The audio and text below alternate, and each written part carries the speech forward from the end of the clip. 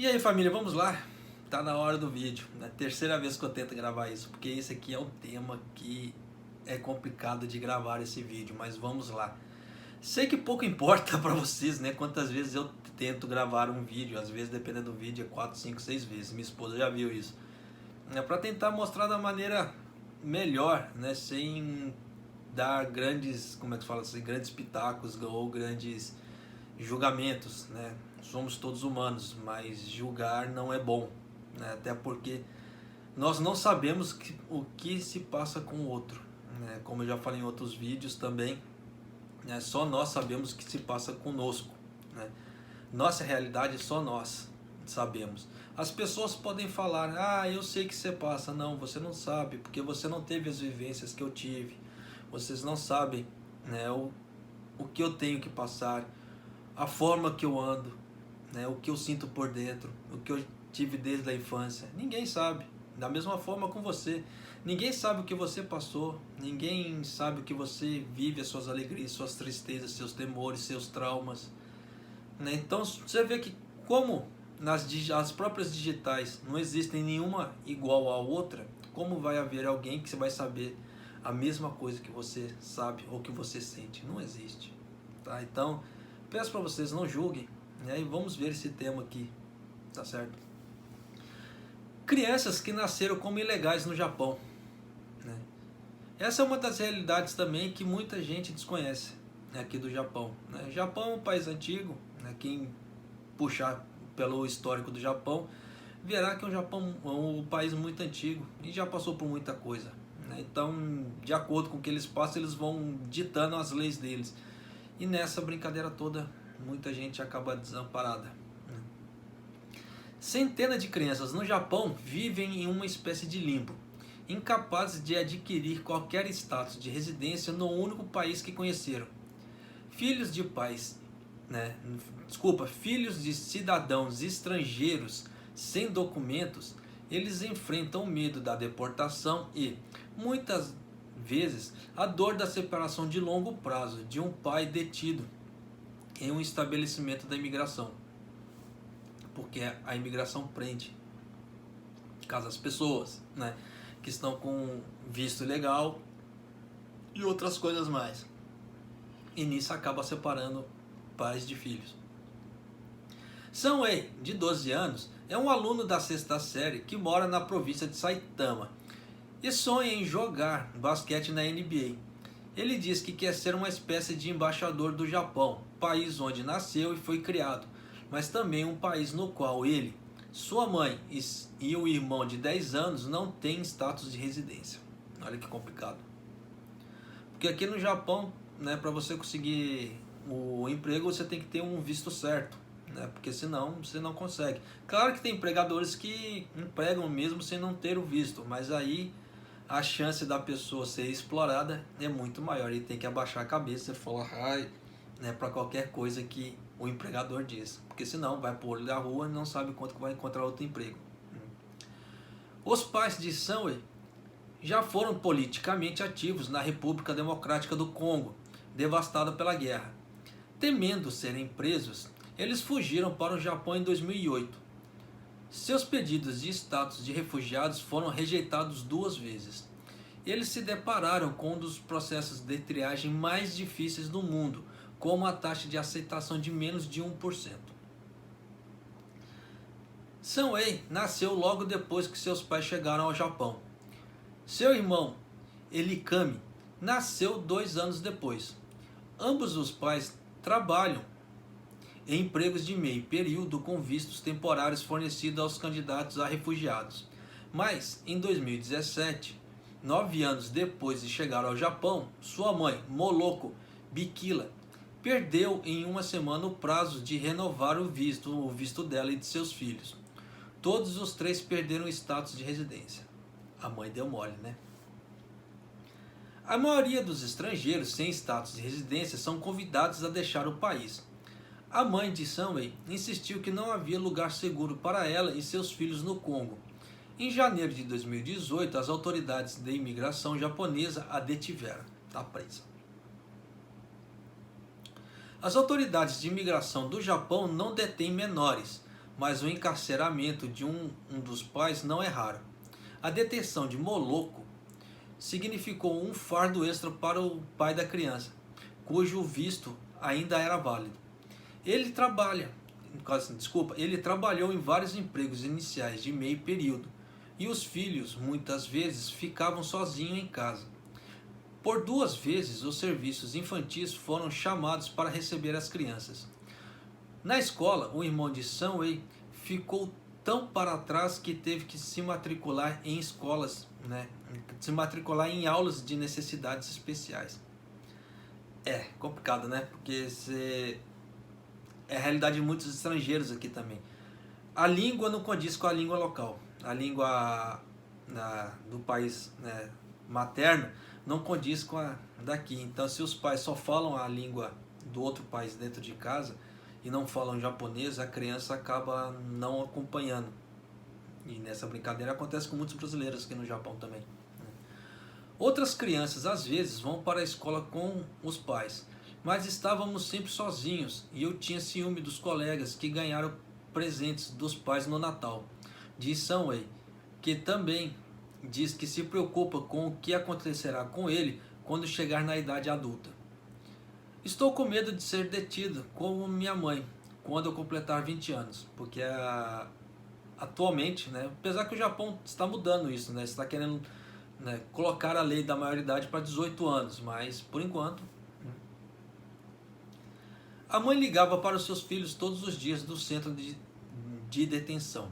Ela disse a Sun-Wei para ser forte e proteger seu irmão mais novo.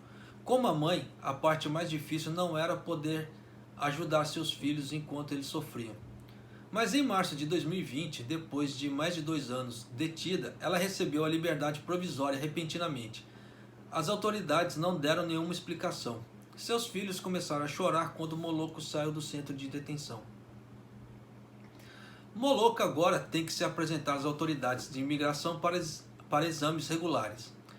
Ela e seus filhos precisam de permissão para deixar Saitama, como quando Sun-Wei sai em uma viagem escolar.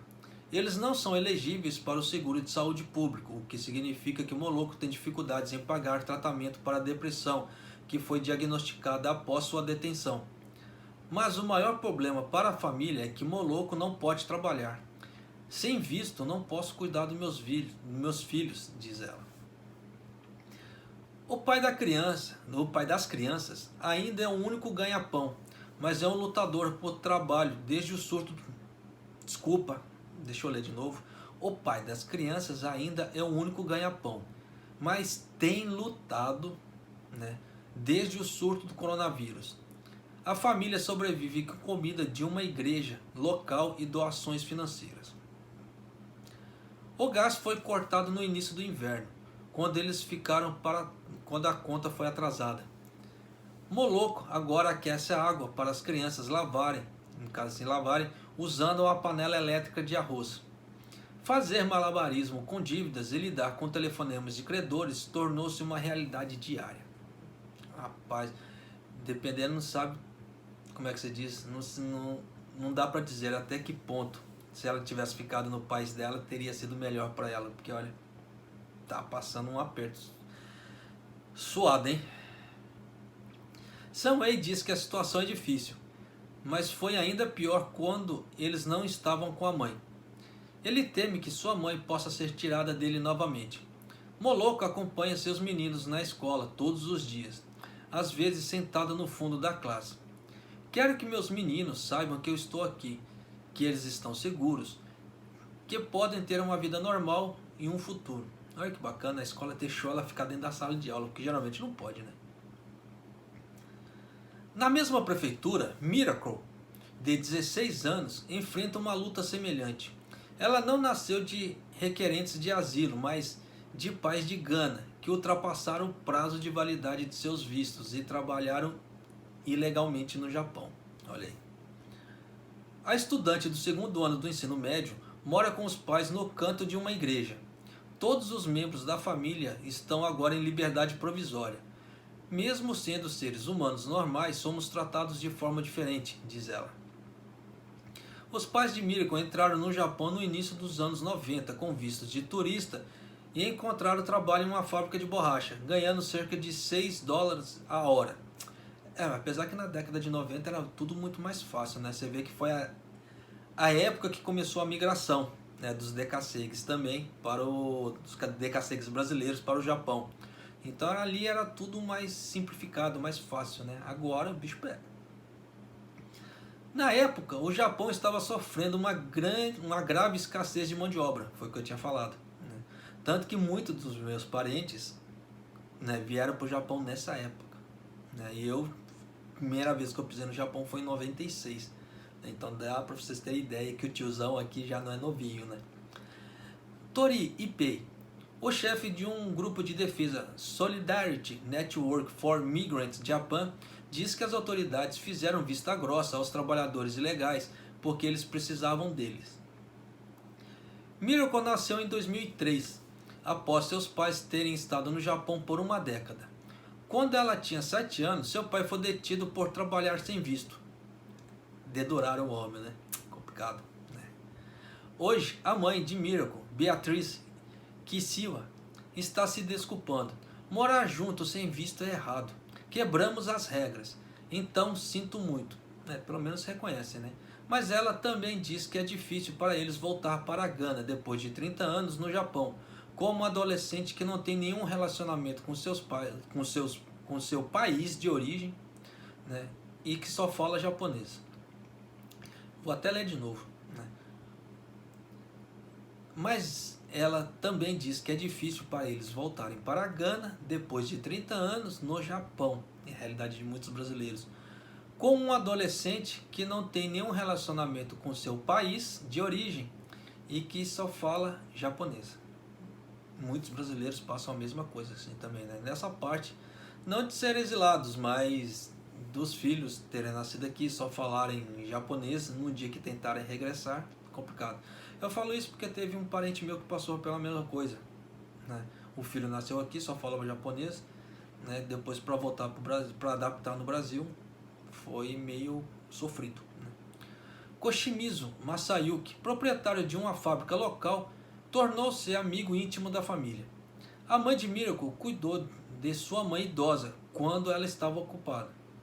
Eles choraram juntos quando ela morreu. Koshimizu diz que as pessoas que ultrapassam o prazo de validade de seus vistos não devem ser vistas simplesmente como ilegais. Ele também coletou assinaturas para uma petição pedindo ao Ministério da Justiça que reconsidere o caso da família. Suzuki Eriko, professor da Universidade Kokushikan de Tóquio e especialista em políticas de imigração japonesa, diz que muitos dos chamados estrangeiros ilegais são consequência de políticas trabalhistas ruins e ela acredita que o governo tem uma certa responsabilidade para encontrar uma solução. Só que nessa solução o troço pode ser meio complicado, porque tipo assim, vaza, né? Miracle quer se tornar uma parteira depois de se formar no ensino médio, mas em 2019, um oficial de imigração disse a ela que, se ela quiser um status de residência, seus pais deveriam considerar voltar para a Gana. Olha aí. Miracle diz que não quer se separar de sua família, mesmo que isso signifique viver em liberdade provisória. Olha aí. Sua família está considerando uma ação legal para obter autorização de residência especial. As diretrizes de imigração indicam que uma criança nascida e educada no Japão, junto com um bom nível de integração à sociedade japonesa, são fatores positivos na avaliação dos casos. Mas a taxa de sucesso das aplicações caiu 90% nos últimos 15 anos. Então vocês estão vendo que esse tipo de ação assim, de pessoas que entram ilegais e depois têm filhos e que tentam legalizar a coisa aqui no Japão, você vê que para os japoneses eles não querem isso. Tanto que você vê que a taxa de sucesso de aplicações caiu 90% nos últimos 15 anos. De acordo com as estatísticas do Departamento de Imigração do Japão, há pelo menos 300 crianças estrangeiras sem status de residência, cujas famílias podem ser deportadas. A lei de controle de imigração pode ser revista na próxima sessão da dieta, e os legisladores podem discutir o relaxamento dos escritórios, dos escritórios é complicado, né? Dos critérios, desculpe, para autorização de residência especial. Enquanto isso, Sunway, né, Miracle e muitos outros não terão escolha a não ser viver sobre uma nuvem de incerteza no país que eles chamam de lar. Complicados, né? E da mesma forma que essa lei aqui, se ela abrir para uns, vai trazer procedência para outros, né? E é coisa que o Japão não quer. Então eu tenho minhas dúvidas se o Japão vai deixar passar isso, vai aliviar dessa forma que eles estão querendo. Porque senão vai acontecer de muitos estrangeiros virem para cá, ficarem ilegalmente, depois entrarem com recurso da mesma forma para ficar aqui. E é o que os japoneses não querem, porque acaba trazendo uma série de fatores, né? Um dos fatores, dá para vocês terem ideia, os estagiários técnicos do Vietnã que estão fazendo, né, fizeram uma bagunça danada em 2020 aqui no Japão. Da mesma forma que nós brasileiros, né, alguns de nós, né, não estou generalizando, né, mas alguns de nós fizeram aqui também na década de 90. Tá? Houve muita confusão também com brasileiros aqui na década de 90. Né, da mesma forma que houve, como é que eu vou explicar para vocês assim? Antigamente, tá? Houve muito assalto, houve muito roubo, né? Brasileiro roubou muito aqui no Japão, né? Porque quem conhece o Japão sabe, né, que você entra nos lugares, está tudo aberto, né? Assim, as roupas estão lá, produtos estão lá, né? Está assim tudo muito à vontade. E antigamente era mais ainda. Depois que começaram a entrar estrangeiros e aconteceram uma série de roubos, esse tipo de coisa, não estou falando que japonês não rouba, tá? Mas antigamente, para quem conhece o Japão, né, desde a época de 90, tá? Não estou falando os bobão que vieram para cá depois de 2000, que acha que conhece o Japão desde o início, tá? Desculpa o termo, desculpa, estou pegando meio pesado, eu sei que muita gente não vai gostar, porque de 2000 para cá muita coisa mudou. De 90 até 2000 era uma realidade totalmente diferente. Quem morou aqui na década de 90 sabe do que eu estou falando. Então, as coisas eram tudo muito largada. Era tudo muito simples. Né? Agora não, agora que tem muita coisa está sendo trancada em vitrines e etc. E naquela época, né, houve muito roubo. Estrangeiros roubavam. Né? Então, a mídia ficou de cima. Né? Houve já depatos, isso antigamente, tá?